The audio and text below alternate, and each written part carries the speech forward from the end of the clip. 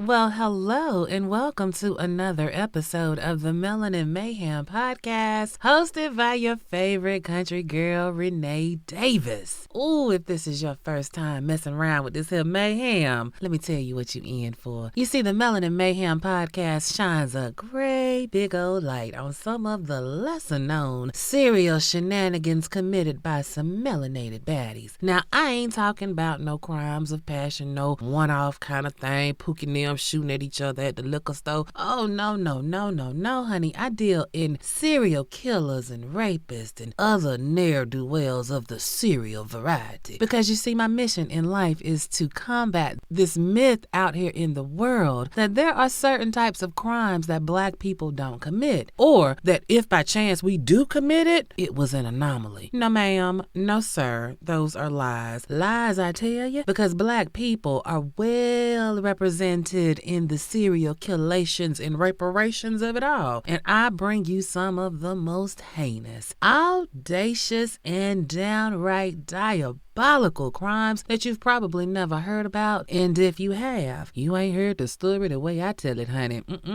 Now, you saw the rating. The conversations, they do go left sometimes, and ain't no telling what I might say. But you can rest assured there will be cussing and carrying on up in this piece, okay? Okay. But I'm telling you, if you down pound for pound, ooh, baby, everything is going to work out just fine. Because ask the fine members of the Noir Nation, they will tell you. Hey, my babies, all my true crime kinfolk, what it do, what the business is. Word on the street, some of y'all getting ready for this live show, honey. Ready to come hang out and do a little sipping and a little painting and a whole lot of cutting up with the Black True Crime Collective, a fabulous group of true crime podcasters. Melanin Mysteries with Tiffany and Willie, Not My Brother's Keeper with King Arthur, A Sip of Red Rum with Brittany and Deja, and of course, moi, your favorite country girl. And you know what? This is not just a live show, but y'all are gonna get 4 live stories. I'm talking live and in person, honey, and we ain't even gonna make y'all keep it a secret. Honey, we want y'all to share it all and make everybody jealous that wasn't there. Yes, honey. Tickets go on sale for the discussion group members of all of the podcasts. So that's one for the private discussion group for Melanin Mayhem, Melanin Mysteries, Sip of Red Rum, and Not My Brother's Keeper, as well as the BTCC private discussion group. All of the members of those private discussion groups, they will get first crack at tickets on July the 26th, which is like 3 days from now, Saturday morning. So yeah, because membership does have its privileges. And then the tickets will go on sale to everybody on August 1st, which is next Friday. Y'all, I am so excited. I cannot wait to kiki in person with my peoples. And ooh, don't forget, your Melanin Mayhem merch is available now at melaninmayhempodcast.com.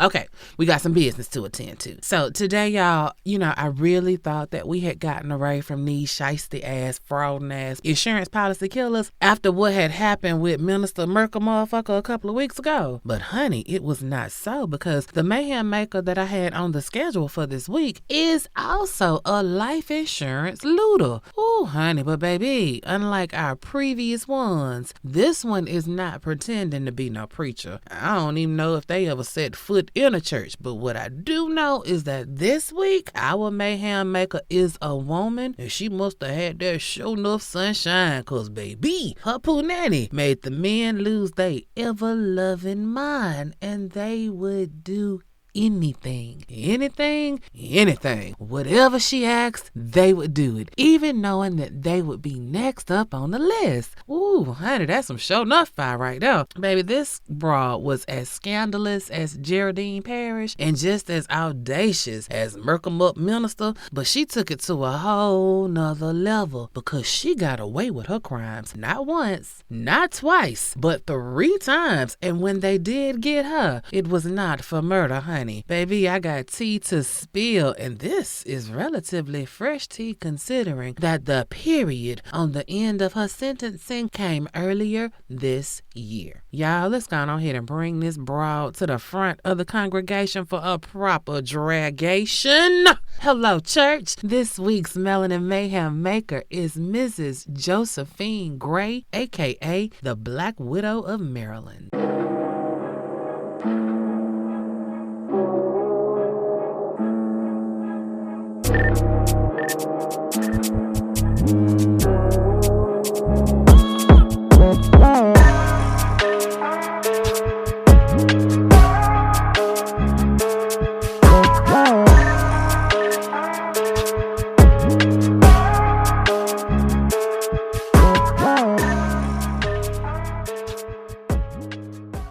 All right, New Orleans Nation, let's jump right on in. Now, I'm going to tell you, we don't have any background information on Josephine's origin story, but I think it goes without knowing the actual factuals that she had a mama and she had a daddy or a sperm donor, and Joe was the result of the mixing of the DNA of them two. Because I know how old she is when all the shit went down, I can tell you that she was born in 1947, somewhere in the DMV area. That would be DC, Maryland, Virginia, if you are not up on what DMV stand for. It is not for the Department of Motor Vehicles, okay? No. So here's what I can tell you about Joe.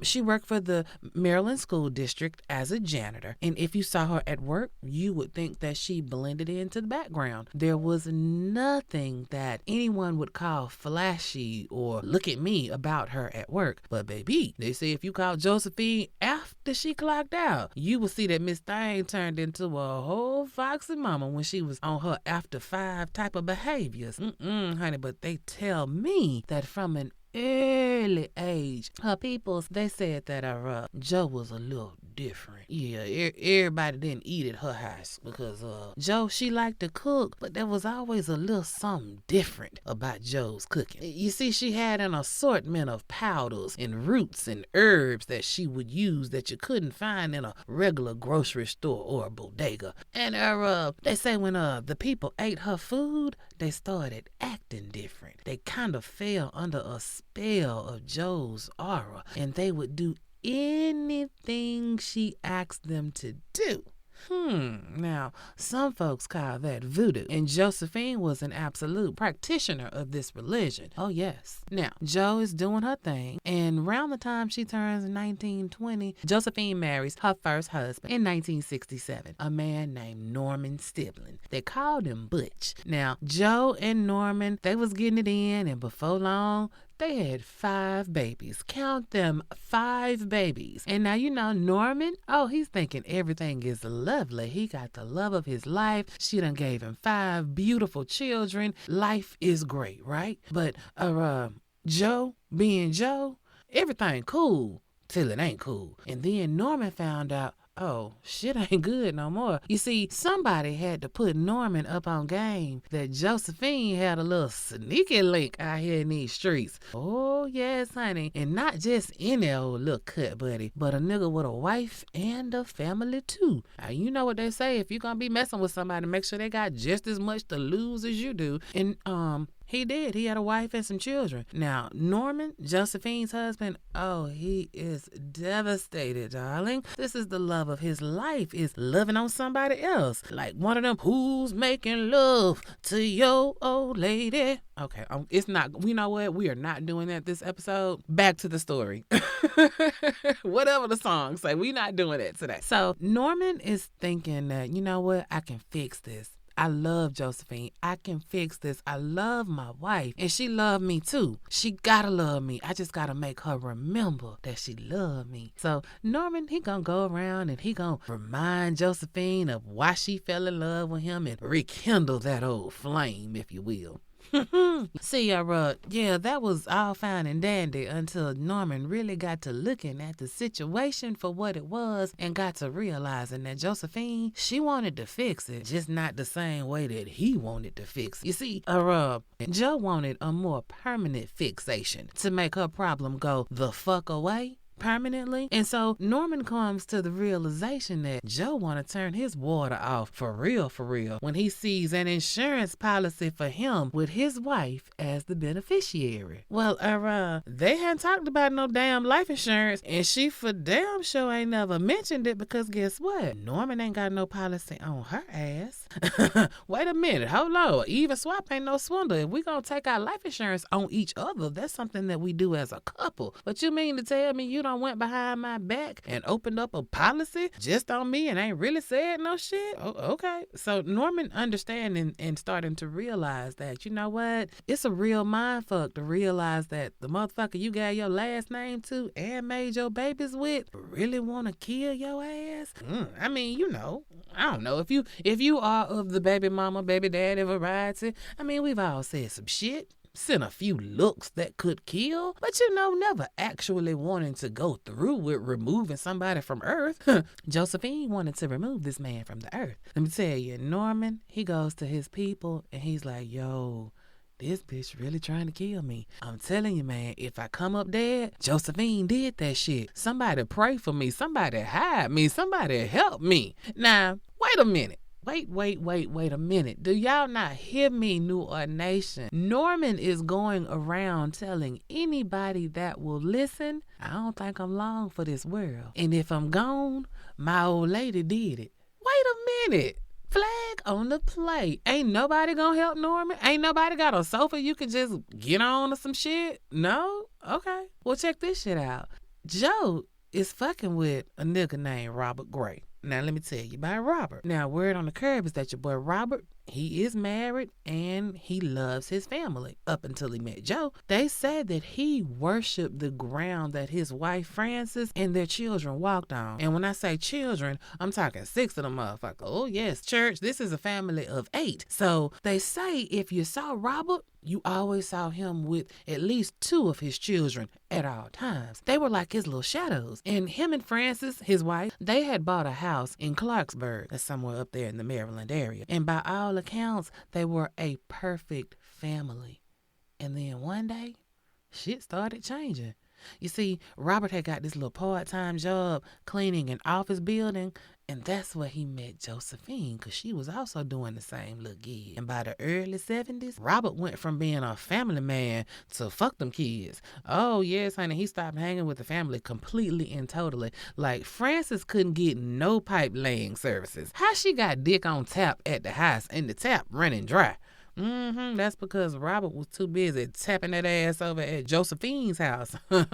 Baby, he was laying pipe somewhere else, girl. So, okay. Husband Norman, the actual husband to Josephine, he on the ropes. 1974 has been a hell of a year so far for Norman, just trying to stay alive. Again, word on the curb is that Josephine done put a root on Norman, and it made him damn near scratch his face clean off his head. They say your boy was digging, he just couldn't satisfy the itch. I don't know if that was voodoo or Josephine sprinkled a little poison ivy dust on his pillow. I don't know. I mean, it's a lot of stuff out there that can make a motherfucker itch. I'm just saying. I don't really know nothing about no voodoo, but the peoples was believing that Josephine put something on Norman. So that really just made them really, really scared of her, because, I mean, who want to be scratching their whole ass face off, right? Now, eventually, y'all, Norman did stop scratching. I can tell you exactly when it happened. March 4th, 1974. Yeah, Norman Stribling, he was found deader than a motherfucker in his car. Somebody had put one in his dome on a deserted back road in Montgomery County. That's one way to stop the itching. God damn, that's one way to stop the itching. No, ma'am. No, sirs. We not doing that. So the police, they are doing their investigation, right? And one name keep coming up. Josephine Gray, his wife. I mean, Norman only went around screaming it from the rooftops that his wife was trying to kill his ass. I mean, and the street committee know for sure. They say they know for positive that it was Josephine and her new boo that took out her old boo. Because, you know, that powerful panty pudding make man do crazy things. And Josephine got that powerful panty pudding. Okay, something powerful. Well, 2 weeks later, I'm talking about 2 weeks after Norman called it quits. 2 weeks later, the newly widowed Josephine and her married boyfriend Robert and her brother as well, they are arrested for the killation of Norman Stribling, Josephine's husband. Ooh, okay, that's good, right? Yes, the couple, Josephine and Robert, they are charged with murder. Now, her brother, he was suspected in providing an assist in some way, shape, form, or fashion. Ooh, child, poor Frances. I just have to think about her for a minute. Frances is Robert's actual wife. Baby, not only is your husband laid up with another bitch, but now he out here catching charges behind this hoe. Ooh, the shame of it all, the shame of it all. Now, remember, I told y'all it was the street committee that was spilling all of the tea on what Josephine had did. Well, I'm going to tell you that a couple of Josephine's kinfolks was included in that number. Well, even though Josephine and Robert were arrested, they are given a bond and they are back on the street fairly quickly. And so Joe started going around basically from door to door to all them chatty Cathys that had something to say to the DA to make sure they understood that snitches get stitches in a custom-made voodoo doll. You know what I'm saying? And if a motherfucker don't want a voodoo doll in their likeness, they better keep her name out their mouth. And they did. Baby, clearly Josephine wasn't nothing to be played with, honey, because the prosecution's case, that murder charge, oh baby, it went completely to hell in a handbasket because nobody, and I mean nobody, would testify against Josephine and Robert. So even though Norman had been telling everybody, his family, Norman got a whole ass family, hell, he got 5 kids. He done told everybody, Josephine is trying to kill me. If I come up dead, Josephine did it. And then he came up dead. And yet and still, the charges are dropped against Josephine and Robert. Ooh, Josephine done got away with murder. Now, meanwhile, while all of this is going on, the arrest and the getting out and the threatening and all that, please understand that Josephine had put in her claim for the insurance on her late husband, Norman. Josephine came up on a bag of about $16,000. Now, please also understand that not 1/4 was used for Norman's funeralization. Oh, no. This hussy used that bag as a down payment on a house for her and Robert, because Robert is her man now. Married Robert. Yes, honey, that's Josephine's man. They settled down in Gaithersburg, and the next thing you know, Josephine and Robert got a baby on the way. And at some point, Robert does indeed divorce Frances, and then him and Joe, they go jump the broom. Honey, sometime in 1975. Ooh, so now, 75, Josephine got 6 children and a second husband. All right, let's see what happens next. Now, understand, Josephine's family, they all think and they all know that Josephine killed her husband and got away with that shit. It's a family secret that everybody know but don't speak on. Yeah, I know how we do in our community. That image management we talked about a few weeks ago. Yeah, that part. But even knowing that Josephine is a scamming killer that kills for insurance checks, even knowing that, somebody in the family thought it would be a good idea to send their son. Son's name was Clarence Good. They thought it would be a good idea to send Clarence to go stay with Josephine. Yeah. You see, Josephine had a cousin in New York City that had a son that was out there in the streets wilding out, right? And so they felt that this young man, Clarence, that he needed to get out of New York. And so in 1984, when he was around 16 years old, they sent him to Maryland to stay with killing cousin Joe. But I gotta think, did y'all, I gotta say it, did y'all really think this through? I mean, were y'all just trying to wash your hands of this boy? Because if we know that cousin Josephine is a murderer that murders people in the family, I mean, because it's her husband, she got 5 children with this man. We know she killed this man. So you gonna go send your kid to go stay with Josephine? Either you don't like that kid, you know what I'm saying? Is it one of them situations? I don't know. What we about to see, I'm telling you, because now this is straight out of the Geraldine Parish playbook. These frauding hoes got pussy power and pedophilic proclivities. Because understand, Josephine has a husband, a second husband, that she tricked into killing her first husband. Now she got this teenage cousin moved in, and the next thing you know, Josephine is fucking on her teenage cousin under the same roof she share with her husband. Just a trifling pussy punk ass pedophile.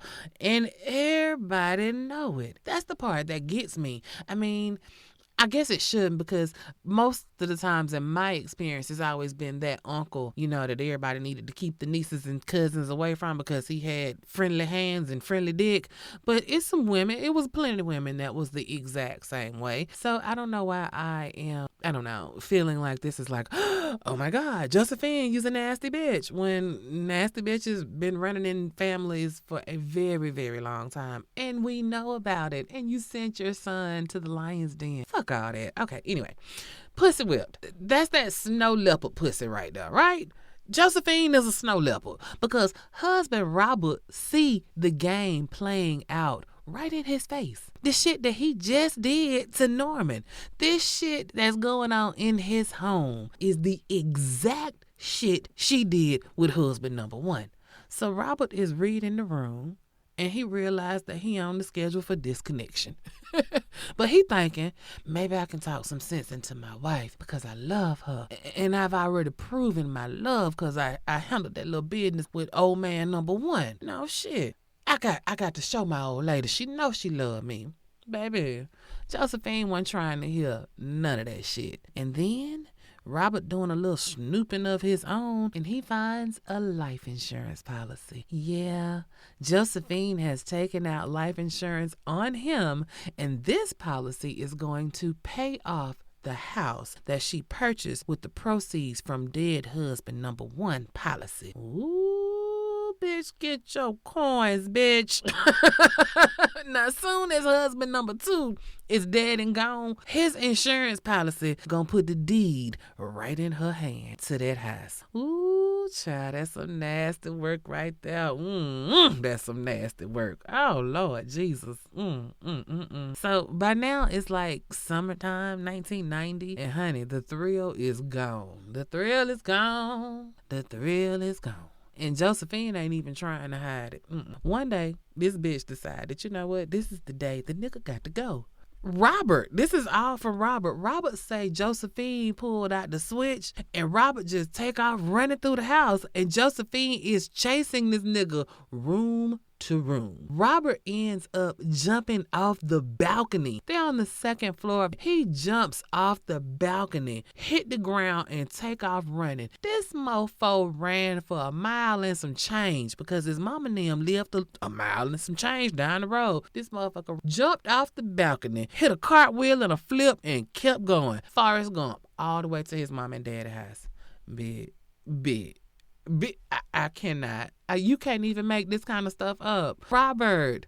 Now, his mama's house, when he get there, all out of breath and crying and sweating and shit, his mama, Miss Dora, now she ain't with none of it because she been trying to tell her son that this motherfucking stupid ass bitch that he fucking with ain't no good to him and he need to go back home to his wife and his children. So when he gets to her house, she ain't got nothing good to say. And apparently now this is enough, the whole run jump of it all is enough for Robert to finally realize that something in the milk ain't clean and my wife don't love me no more and she about to kill my ass. Well, Miss Dora was like, look, you stop fucking with this voodoo bitch and she ain't gonna do shit to you as long as you stay here. So Robert is like, okay. So that same day that he had to jump off the balcony and run like Forrest Gump, he continued to stay at his parents' house while he tried to figure out what his next move was going to be, right? But you got to understand, karma is real. And just like Norman before him, Robert is telling everybody that will listen and even those that won't that Josephine is actively trying to kill his ass. He even took it a step further and went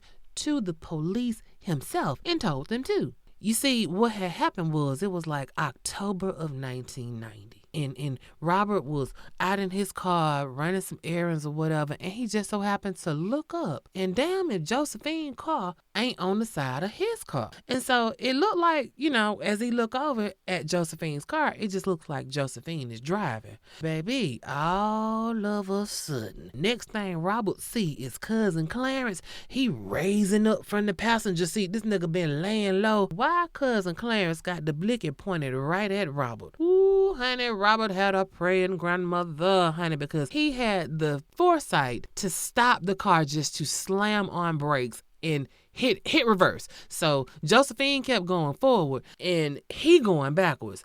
Baby, Robert went straight and directly to the police and told them exactly what had just transpired. My wife and her little young ass cousin, old man, he just tried to shoot at me. I need y'all to protect me. My wife is about to kill me. I've seen it happen before. It's about to happen again. Can somebody please help me? This all went down on October 5th, 1990.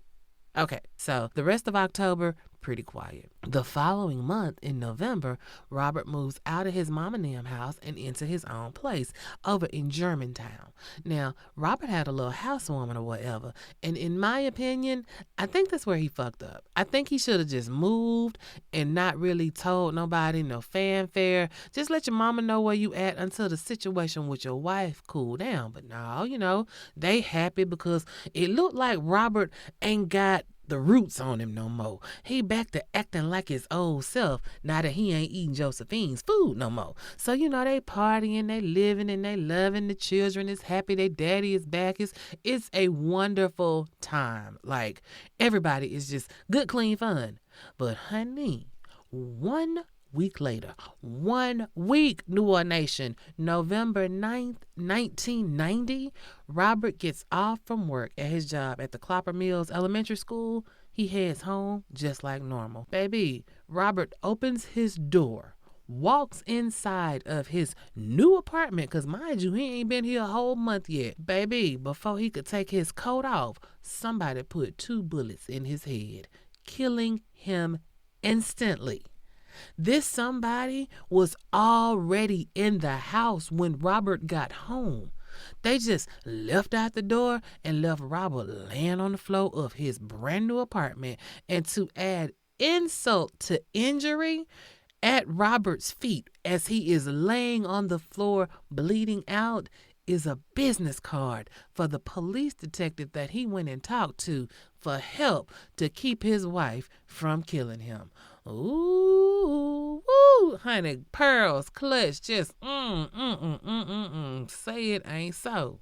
But yes, it is, so very much so. And once again, everybody know that Josephine did this shit. Robert's family, Robert's friends, and the po-po. But they ain't got shit on Joe. Not a goddamn thing. So they get a search warrant and they run up in Josephine's house. Oh, baby, she got all the voodoo paraphernalia up in that bitch. Dolls with pins in them and shit. All these strange powders and shit.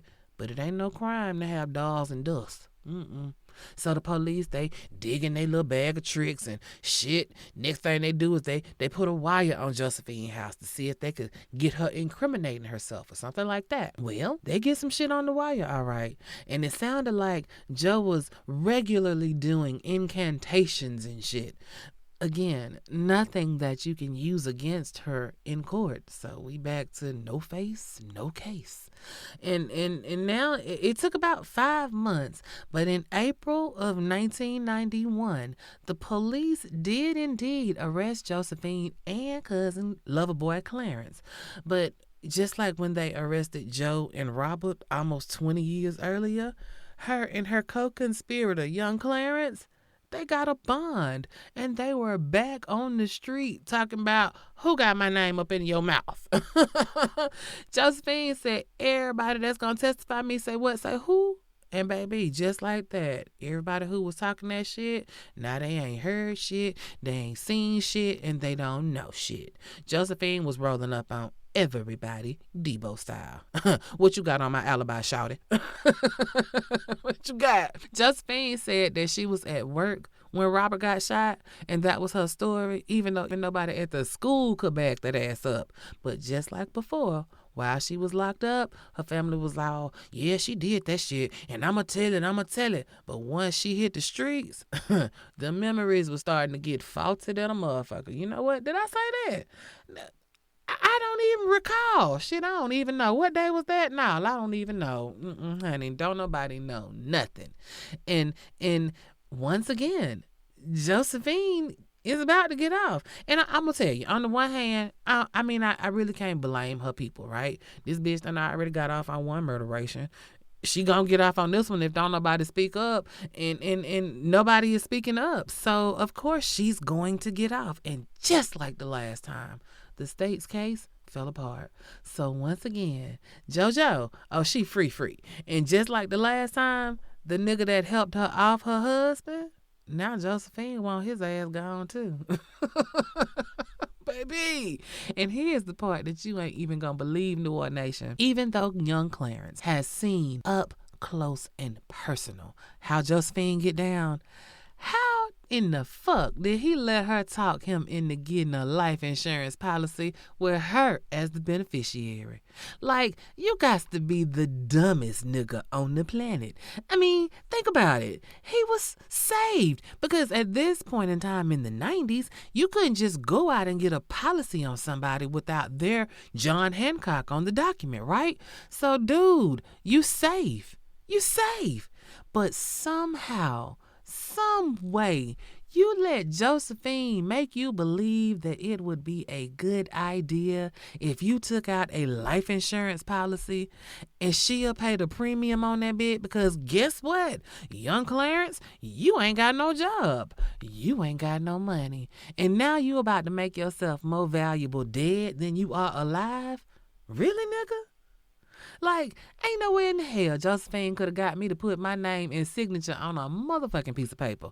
Not a credit card application for Sears or a food stamp application. Nope, bitch, I ain't signing shit for you. Nothing. I don't, never, ever. But Clarence, either he wasn't the sharpest knife in the block, or them claims about them roots and that voodoo was real, because y'all, he did that shit after knowing the two men that came before him are gone. Ugh, I cannot. You can't even make this kind of shit up. So yeah, now young Clarence is basically a liability.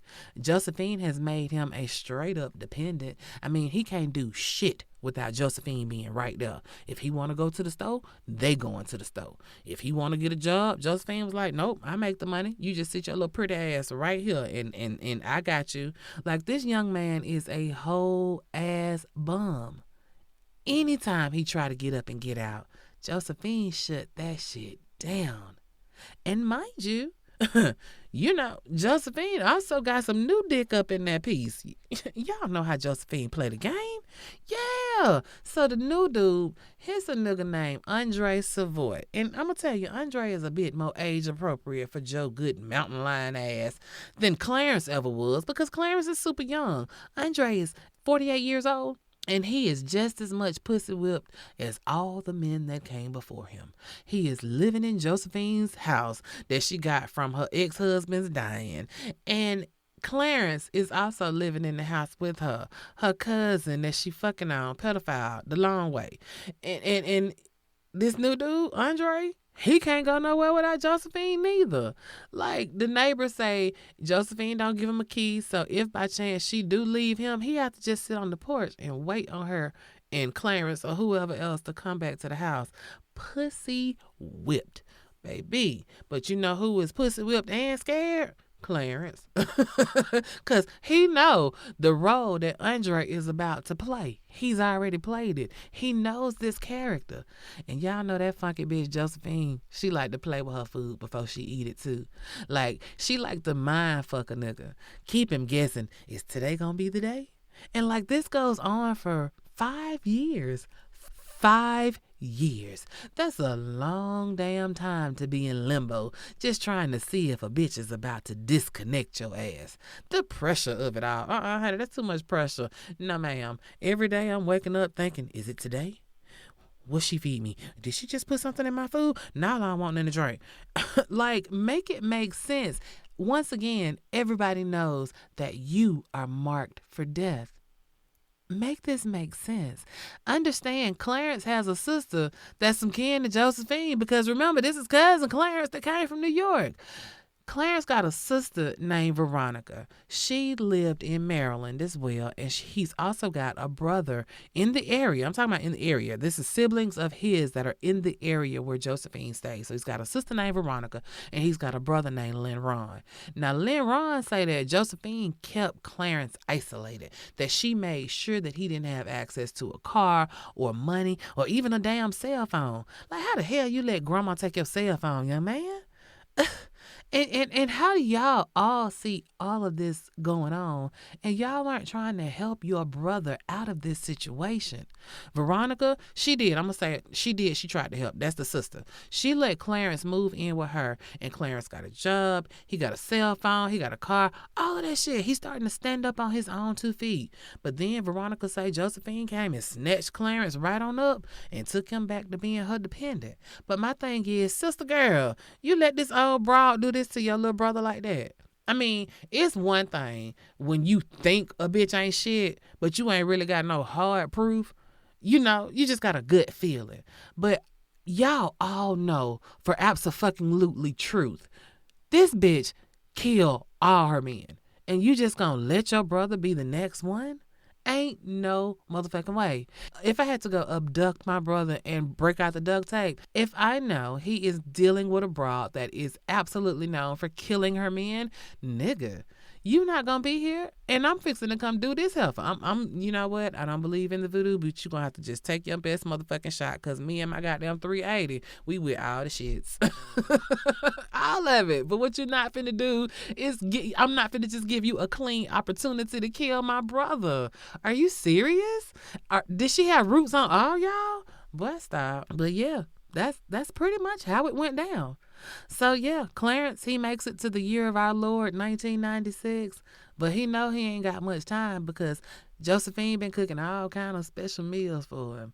And then there's that $100,000 insurance policy that she had taken out on his ass. Oh, it's about to expire if she don't renew it. And I think she need him to sign off on it again to renew, and he might not be with the signing of the shits. So he know the end is near, and he tried to run, but it was too late. Honey, on June 21st, 1996, they found young cousin Clarence Good in the trunk of his own damn car in Baltimore, deader than a motherfucker, gone to be with the Lord at 28 years old, a bullet hole in his head. And here go Josephine cashing in, because y'all know that $100,000. Oh baby, she cashed the fuck out that motherfucker. Come on now. Now, Sister Veronica, she says that when she was going through her brother's stuff, she found a voodoo doll with what looked like Clarence's real hair on it. The doll was all twisted up, all funny, and had a couple of pins through it. Now, Veronica says she threw the shit away. But here's my thing is, girl, why you telling us about it? Like, you claim you knew Joe was doing that kind of shit, and you ain't tried to do nothing to counteract the shit. I mean, just a couple of weeks ago, we learned from Minister Merkel, motherfucker, that there are protection spells. You don't need nothing but a couple of chickens and a pecan tree. Shit. You know, y'all could have put Lil Clarence in the Underground Railroad Witness Protection Program or some shit. You know what I'm saying? We could have done something. But once again, everybody knows that Josephine did that shit. Everybody know that her new man Andre was probably the muscle, and if he wasn't, he know what the fuck just went down. And check this out. With all of this knowing, the police, when they searched Josephine's house, they found a big-ass blood stain in her garage. But yet and still, Josephine was scot motherfucking free out there in them streets in Maryland. Baby. But that's because the wheels of justice were slow. And they tried and they tried and they tried. But for a state murder charge, they just could not get the charges to stick because the witnesses would not cooperate, and everything else that they had was circumstantial, right? Well, the Fed stepped in and was like, you know what? Let us take a crack at it. And in November of 2001, they took it to a federal grand jury. And guess what? The grand jury indicts Josephine's ass on 8 counts of, wait for it, not murder. Honey, they catch her ass on 8 counts of mail and wire fraud for cashing $165,000 worth of insurance checks. Ooh, they couldn't get Josephine's slick ass for murder, even though they knew she did that shit. No doubt about it.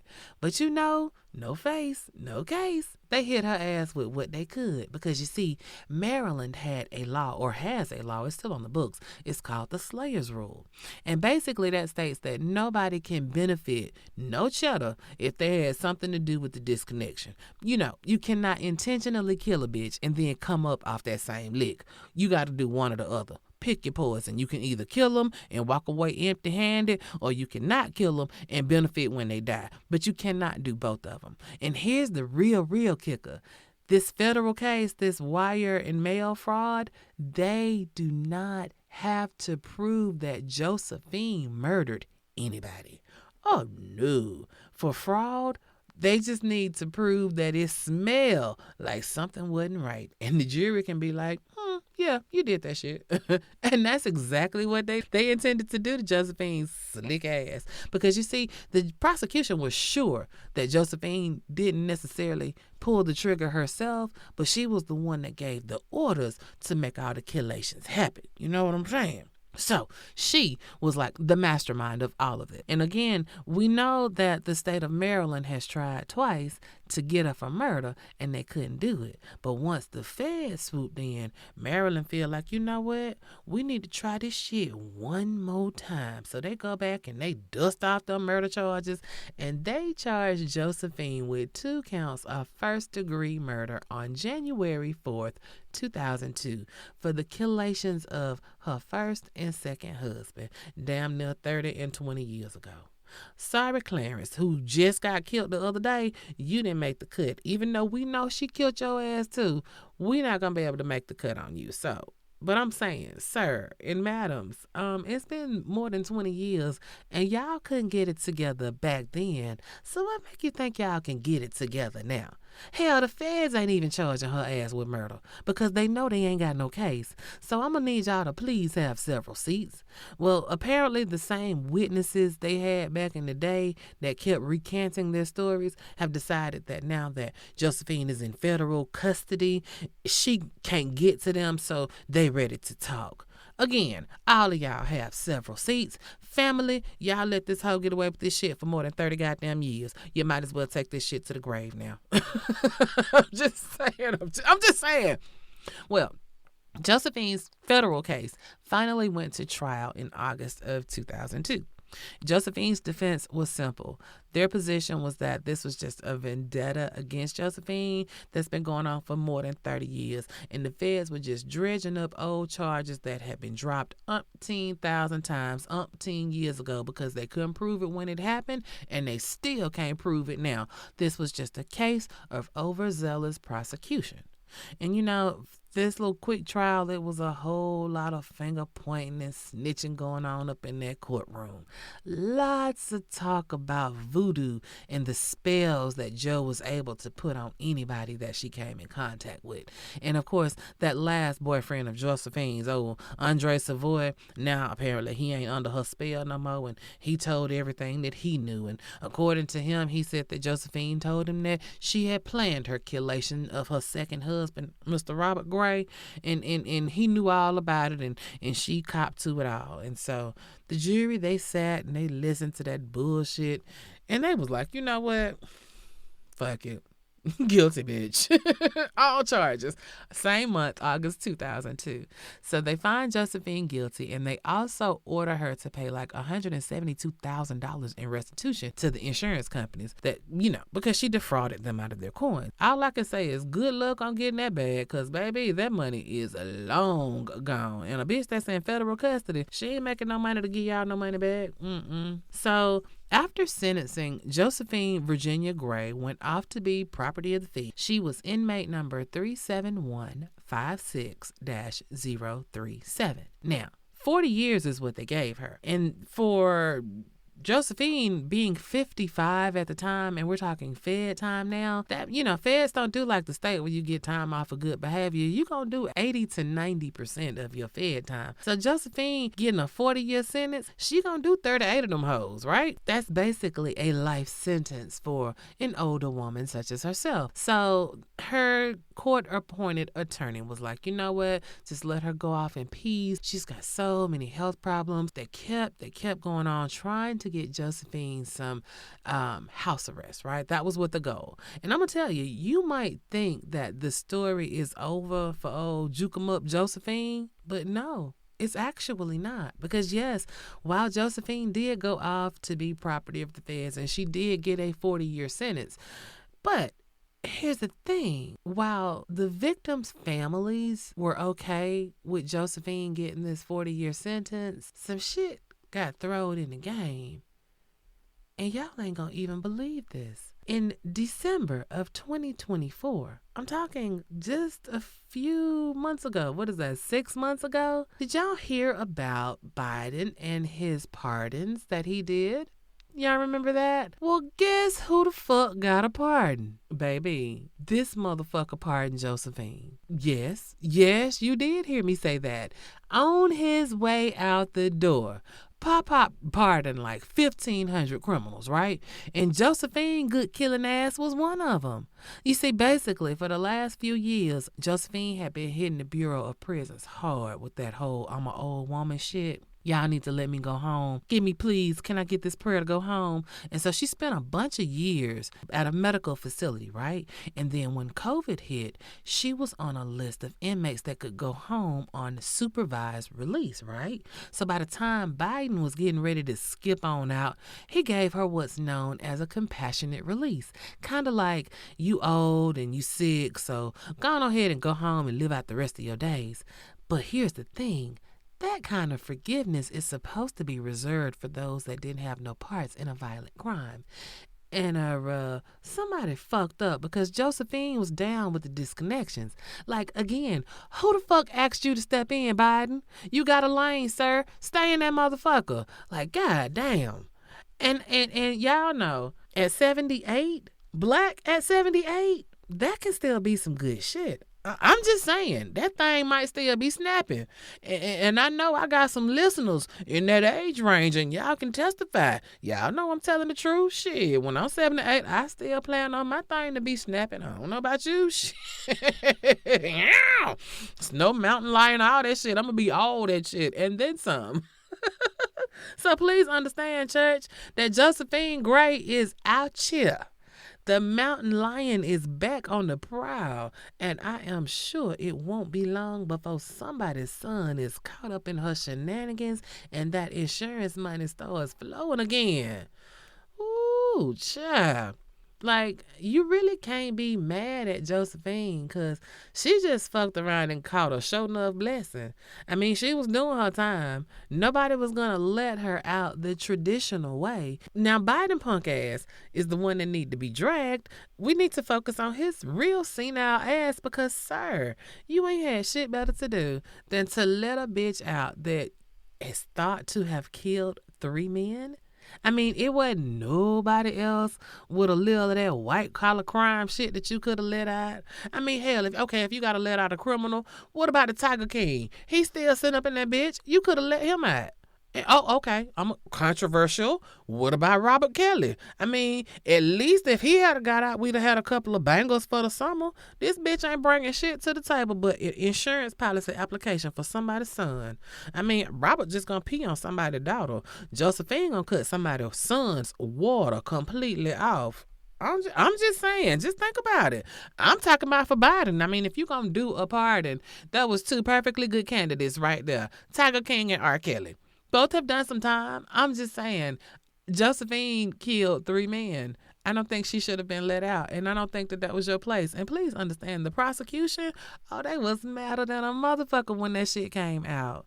So, yeah, Josephine is back out, and if you are in the Maryland area and you got male kinfolks that you care about, y'all better be on the lookout for Josephine, because you can bet your ass she on the lookout for her next victim. And that New Orleans Nation was the story of Josephine Gray, a.k.a. the Black Widow of Maryland. Ooh, wasn't that a whole ass trip? Like, insurance serial killing is a real thing. I really keep running across these kind of stories. Please be sure to know who got insurance on you. Don't be worth more to a motherfucker dead than you are alive, and they know it. I'm just saying, that's the kind of thing that need to be a surprise when you kick the bucket and then they be like, we have this policy here for you, and you be like, oh my God, I didn't. That's how it need to be. I'm just saying, if you are worth more dead than you are alive and people know it, that is like putting ideas and suggestions and things out there in the world that don't necessarily need to be out there in the world.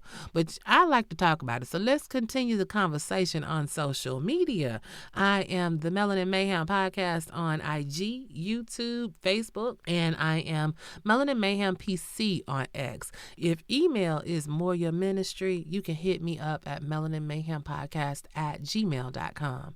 This week's New Orleans Nation shout out goes to Cole World, and it's COLE-world, so Cole World. She left a comment on the Let Her Cook Love Kills episode, and I just gotta say, so many of y'all sounded off on that episode, but Cole World, girl, I was over here kicking. Cole World said, oh my fucking God, lice landlord? Nay, where the fuck do you come up with this shit? I don't know. You should be a professional narrator, cause baby, you be delivering. Bless their little soul. These niggas need to be stopped. Keep putting their ass on blast, country girl. Let me tell you something, Cold World. That's what I plan on doing. I have so many stories to keep blasting out to y'all so that we know about these trifling motherfuckers out here and the shenanigans of it all. Thank you so much for taking the time to listen and leaving me a review. My hearts are going all around. Hearts.